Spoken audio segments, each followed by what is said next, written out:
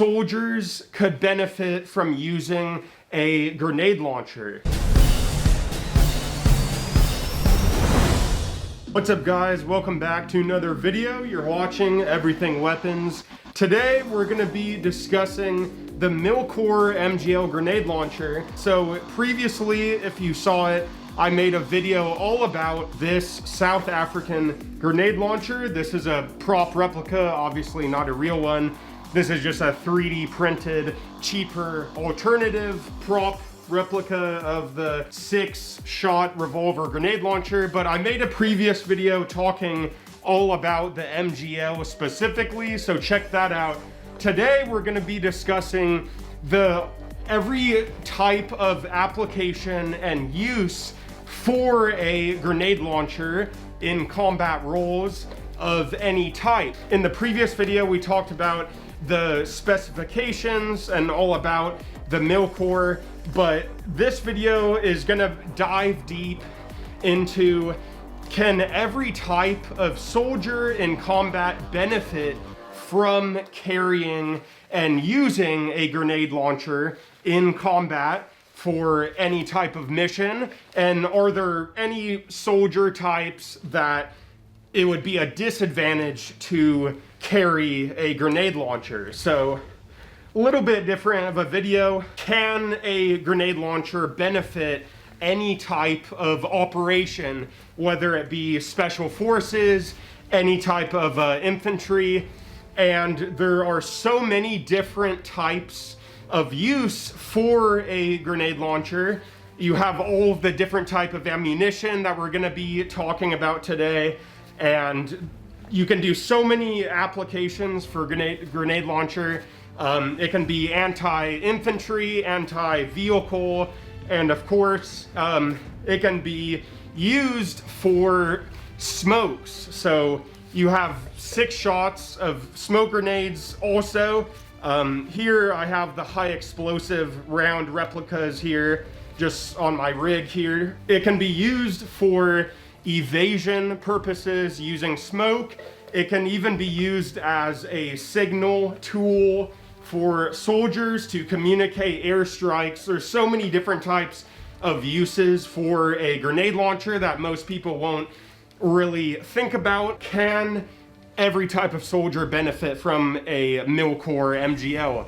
I personally think that every type of soldier can benefit if they had a grenade launcher with them on any type of mission, spec ops mission, search and rescue, because there's just so many uses for a grenade launcher. It can be used to suppress a huge enemy, right? If it's a low count spec ops team on a very specific important engagement and mission, right? So let's just get right into it. Smash the like button, guys. It helps me out a lot in the algorithm.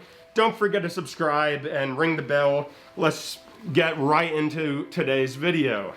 Alright guys, so could any type of soldier actually benefit and have a big advantage in fighting from carrying a grenade launcher? Well, in short, no. The answer is no. Not literally every soldier would benefit from having a grenade launcher, which is a big, bulky, heavy weapon.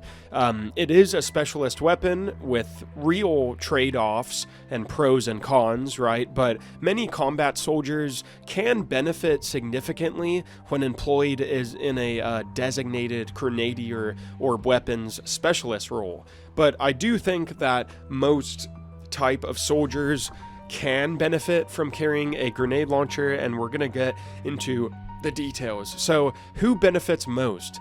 I think infantry, riflemen, or fire team and or squad members in high threat environments, so urban, jungle, nighttime, or even against like fortified positions and dug in enemies in buildings, bunkers, or even foxholes.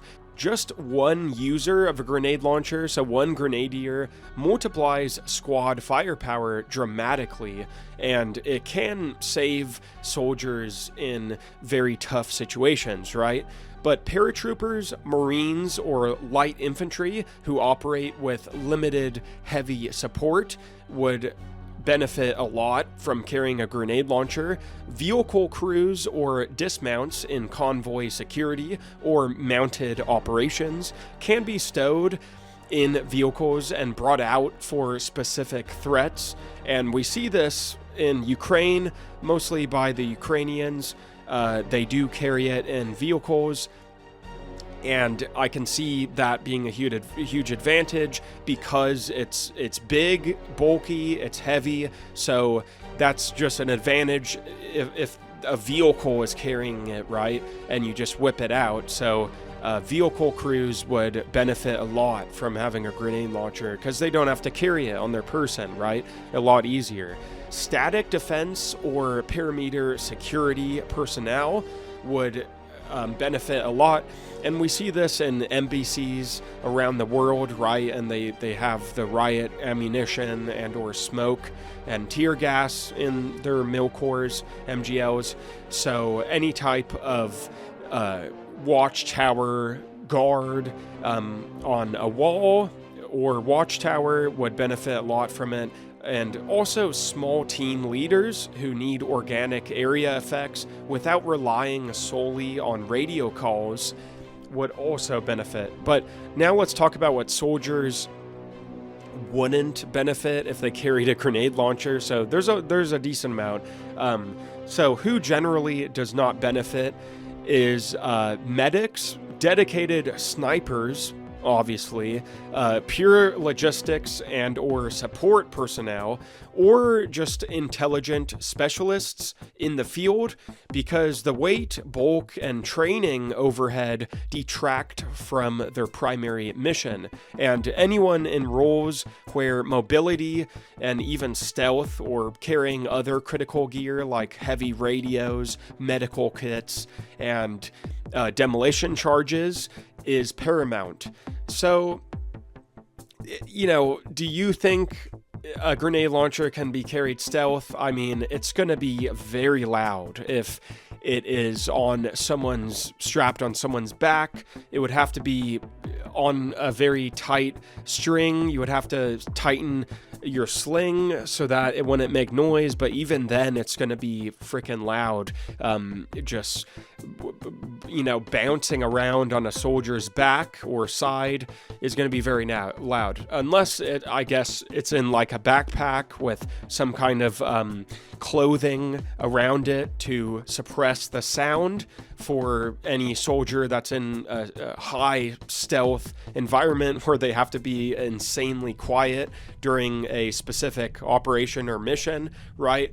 But I think it definitely can be done in any type of soldier carrying a grenade launcher where stealth is needed. I definitely think you can work around that a tiny bit, but you know, it does make you a lot heavier and more difficult to move around, right? Just mobility is dampened significantly.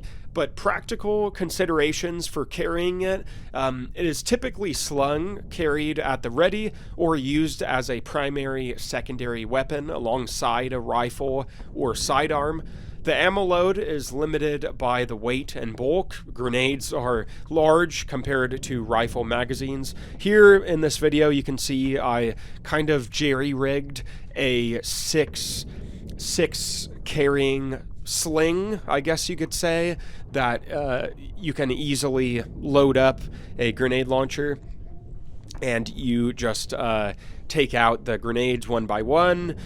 And a soldier can carry a variety of ammunition, which is also a huge advantage of carrying a grenade launcher, right? Because we're going to be talking about all the specific different types and variations of ammunitions and grenades that Milkor MGL can carry. But many users report it as front heavy and slower to reload from prone positions when in prone stance firing, making it better for known range ambushes, static defense, or deliberate engagements rather than pure dynamic close quarters combat, right? But in the U.S. Practice, it is often a commander's discretion item rather than a universal issue. So, but now let's talk about, do special forces actually carry grenade launchers on missions? The answer is yes, but it's a little bit complicated. So multiple spec ops and elite soldier units use multi-shot or just the standalone underbarrel grenade launchers, including the MGL and M32 family. US SOCOM adopted the M32A1 and they renamed it the Mark 14 Mod 0, specifically strengthened for higher pressure rounds, and it is valued for small team firepower multiplication. And American Marine Corps, with significant spec ops overlap, has used the M32 and M32A1 extensively, including combat in Afghanistan, namely the Marja and Helmand operations against Taliban attacks. Other examples include the Republic of Korea Navy Special Warfare Flotilla. They use the M32A1. The Pakistan Army Special Forces Services Group counterterrorism teams use it, along with various other SOF or elite units worldwide, right? Because it's used by tons of countries, about like around 60, I believe. So why some special forces use grenade launchers? Well, because in small teams where every operator's firepower counts, the ability to deliver 6 rapid 40mm effects of grenade, such as, whether it be smoke, illumination rounds, the high explosives, or even less lethals, provides outsized capability for raids, ambushes, defensive perimeters, urban operations, or even extraction support, and it reduces resilience and reliance on external fire support in sensitive or time-critical missions. A really cool use of grenade launchers is having different colored smokes within the 40mm in the grenade launcher, and these can be used for all sorts of stuff like fire air support, communications, or any type of stuff like that. But basically, the MGL and M32 class weapon is one of the most versatile man-portable area effect systems available, and it shines when a small unit or individual soldier needs to deliver concentrated multi-effect firepower, 6 shots quickly across a variety of combat situations and scenarios, from conventional infantry fights to special operations and everything in between. So proper training, the ammo selection, and integration into tactics are essential for maximizing its potential in combat while mitigating its weight and reload limitations. So there's so many applications and uses, and now let's kind of talk about every major combat application and use. So a comprehensive breakdown of realistic uses across all types of combat and warfare. So the MGL excels at area saturation, suppression, and multi-effect support rather than precision target single threat sniping. Although there are videos, even Ian McCollum of Forgotten Weapons YouTube channel, he shows just how accurate it is, and it is insanely accurate. If someone is skilled at using a grenade launcher, they can fire grenades and rounds into very specific, difficult windows, and they can really put it where they want it, right? But offensive operations, so rapid suppressive volleys are used all the time in real life. We see this in Ukraine, and you know, it can fire 6 rounds of grenades in about 3 seconds to pin or neutralize enemy infantry during assaults or advances and even ambushes, right? Now, breaching or suppressing fortified positions, bunkers, trench lines, or buildings by lobbying the high explosive rounds or even airburst rounds over and through cover or into windows and doorways is a huge use. And it can also be used against light vehicle disablement, right? Because of it has a very specific round for that. So it's great against trucks, light APCs, or even boat engines in maritime operations. Jungle or dense vegetation clearing is another use of grenade launchers. So you know, it can just clear out a bunch of trees and foliage and bushes, completely smashing through. And this was actually proven in Colombian operations with the MGL against FARC. Urban CQB, compound, or even just street fighting, suppressing rooftops, windows, or alley positions, and even smoke for bounding overwatch or entry, and for evasion, right? If one is loaded with just 6 shots of smoke, like that is incredibly useful if a small team of soldiers is trying to evade and escape and get away. Let's say it's like an extraction mission or some kind of search and rescue. 6 shots of smoke that can be volleyed way further than throwing it is very useful in those critical moments in very specific missions. Now, for nighttime assaults, illumination and follow-up HE volleys can expose and destroy defenders. And in raids or direct action support in Spec Ops, one user delivers concentrated effects to overwhelm small enemy groups or even just secure objectives quickly. So if a small team is being ambushed by a larger amount of soldiers, a grenade launcher is fantastic for suppressing large forces, right, that are overwhelming a team. And it just makes you think of like Lone Survivor, that movie. They could have benefited from a grenade launcher, but they didn't have one, right? Now, let's talk about defensive operations with using a grenade launcher. So quick counter fire volleys against attacking infantry or probes, night defense with flares to illuminate infiltrators or night assaults, and it can be followed up by high explosive. Perimeter or convoy security, so suppressing ambushes or blocking approaches of vehicles with smoke and or high explosive, and static positions or forward operating bases with rapid response to massed attacks or mortar/artillery spotting. And that's the crazy thing with the MGL. It can be used as a mortar, right?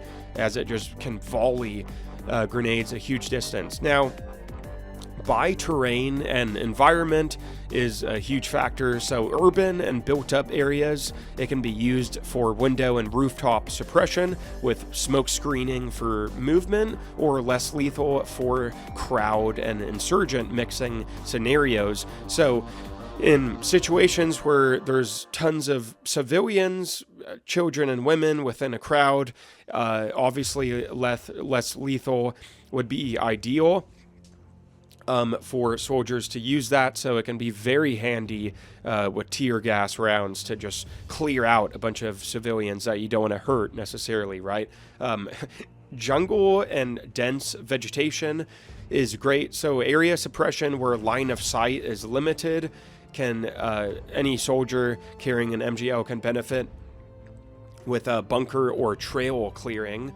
And with open fields or just conventional maneuver, organic squad and platoon indirect or area fire support without calling artillery. And if a fight is in mountains and rugged terrain, lobbing over ridges into dead spaces or valleys, and in the desert, long-range suppression of infantry or vehicle threats with dust and smoke effects, right? Now let's talk about the type of ammunition. So the MGL's power comes from its ability to rapidly deliver different effects with just one weapon, right? It has multiple types of ammunition and types of grenades. So the common 40 times 46 millimeter low velocity rounds include the high explosive or HE fragmentation. So this is going to be anti-personnel fragmentation, and the kill radius is typically 5 to 10 meters depending on the variant. So wounding radius is much larger.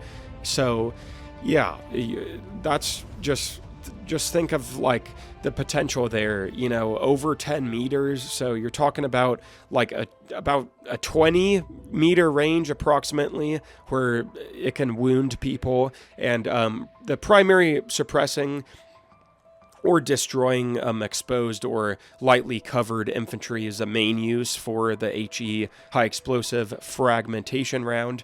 Now, next up, there's actually a high explosive dual purpose or HEDP round for the MGL, and this is a shaped charge that can penetrate light armor about 50 to 63 millimeters with fragmentation as well. So it's effective against personnel, light vehicles and technicals, and even bunkers, walls, or emplacements.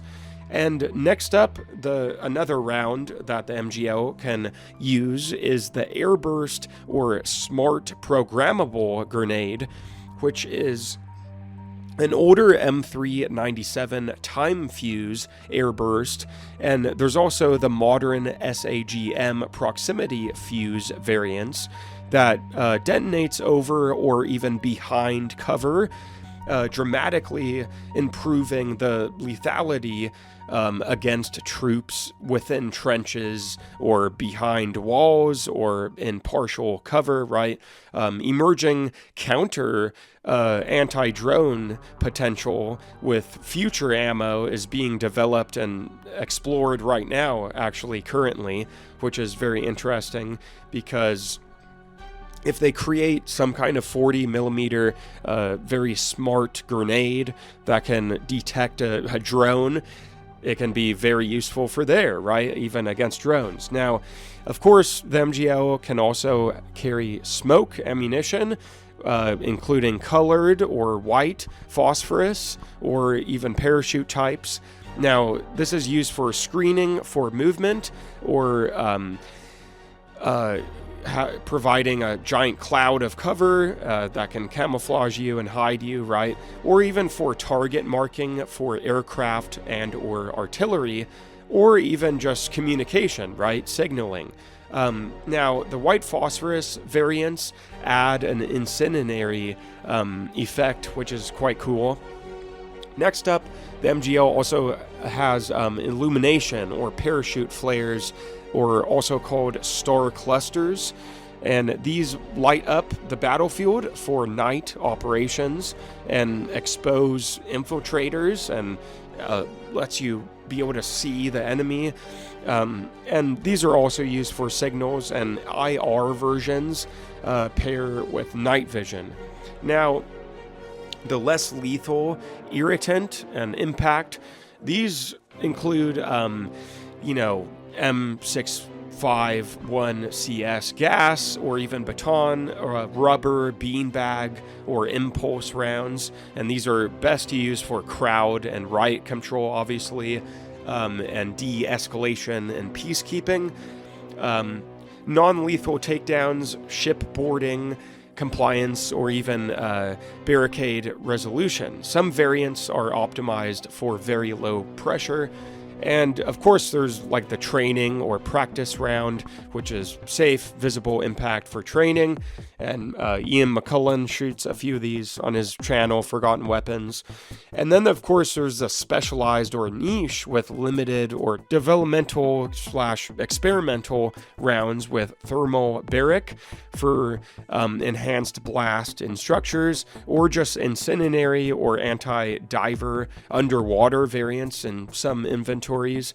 So this ammo flexibility allows one weapon system to switch roles rapidly by swapping cylinder loads, because a soldier can carry all of these types of ammunition depending on what he needs, right? So that's what makes a grenade launcher so useful. It just makes you think, like in video games, the other ammunition is never in there, which is quite weird that games don't really include that. Let's talk about just kind of the basic key specifications. So once I said in the past of this video, I do have a separate video discussing all about the MGL Milkor, but some basics if you don't want to check out that video. So its weight is about 5.3 kgs, which for our American friends is 11.7 pounds when it's empty. So fully loaded, the practical weight often cited higher, around 8 pounds heavier kgs, which is about 18 pounds plus in some loaded configurations with accessories. So when the Milkor is fully loaded with 6 grenades, it can, well exceed 20 pounds, which does make you think about like how difficult it actually is with on top of a soldier's added gear and normal weaponry, right? Now the length is about 565 or even to 778 millimeters, just depends if the stock is folded or extended. And the effective range of a Milkor MGL grenade launcher is about 400 meters. Lobbing allows indirect fire over obstacles, but it can exceed 400 meters in some situations, which is just crazy to think about. It's very far if you think about it. Very impressive. Now, the rate of fire is up to 3 rounds per second, or 3 grenades per second in rapid fire. So sustained is about 18 to 21 rounds per minute, which is ridiculous. It's very overpowered. And just think if like a special forces team has multiple grenade launchers, right? It really puts it in perspective how effective and powerful of a tool it can be.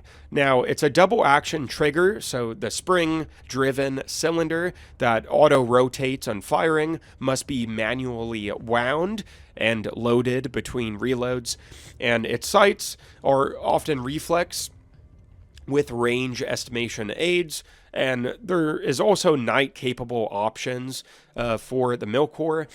So most of the time, it's just fired with the standard 40 millimeter NATO low velocity standard grenades. But